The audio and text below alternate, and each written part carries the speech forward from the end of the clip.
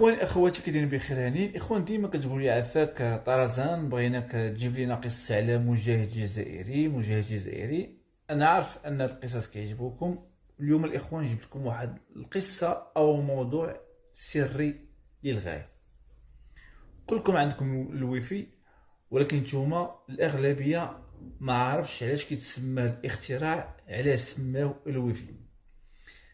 الويفي اللي اخترعوا سمى هذا الاسم هذا على مجاهد جزائري. كان الاسم ديالو عبد الدقا الوافي.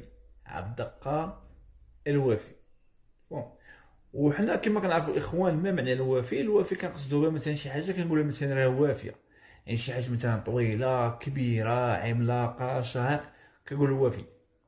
وهذا عبد الدقا الوافي كان ما شاء الله كان عملاق، وكان عنده واحد الدور مهم مع المجاهدين الجزائريين. شنو كان الدور ديالو؟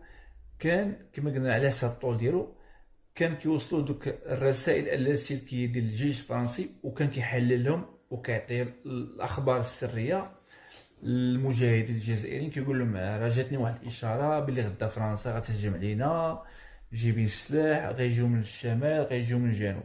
يعني كان عنده واحد الدور مهم. وكذلك كانت عنده مميزات اخرى. كان كيعاون المجاهدين فاش كانوا كيطلبوا مثلا الخبز، ولا مثلا كيبغيو يطلبوا مثلا الماكله او كذا. ما كانش ديك الساعه ما كانش الغاز وما كيلقاوش العافيه. شنو كان كيدير هذا عبد الدقا الوافي؟ كان كيشد داك الخبز او ديك الماكله وكان كيقرب ليه يدو الشمس فكطيب ديك الماكله. الحاجه اخرى الاخوان كما كتلاحظوا هنا عندنا 3 اشارات ديال الويفي. هاد 3 اشارات كيعنيو ان عبد الدقا الوافي وكان عنده جوج خوت.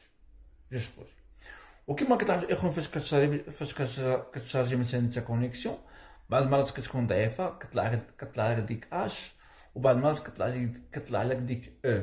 هذيك اش او كانت اللقب ديال خوت عبد الدقا الوافي. ولماذا سميوا باش وباو؟ وعلى خاطر كان عبد الدقا الوافي كان داير مسابقه مع الخوت هادو، قال لهم غنبقاو حاطين يدينا حدا الشمس ونشوف واش كيصبر. عبد الدقا بطبيعه الحال بقى حاط يدو حدا الشمس. خويا صغار منه بقى حاطه شنو يقول ديك فسميت هذيك الاشاره ديال اش. والاخ الاصغر صغر بزاف قال فسميت هذيك يعني كان هو ضعيف فسميت هذا هو المعنى ديال الاشارات هذه. اشنو وقع من بعد؟ يعني الخسائر وقعوا لفرنسا. تجمعت فرنسا مع اسرائيل مع امريكا، ففرضوا على عبد الدقا الوافي انه يوقف ما يبقاش يحلل الاشارات ديالهم، وفرضوا عليه انه يجي يخدم معهم. عبد الدقا الوافي رفض. فامريكا قالت لي شوف، امريكا واسرائيل وفرنسا قالوا لي الا رفضتي راه غادي نقتلوا الشعب ديالك بالنووي.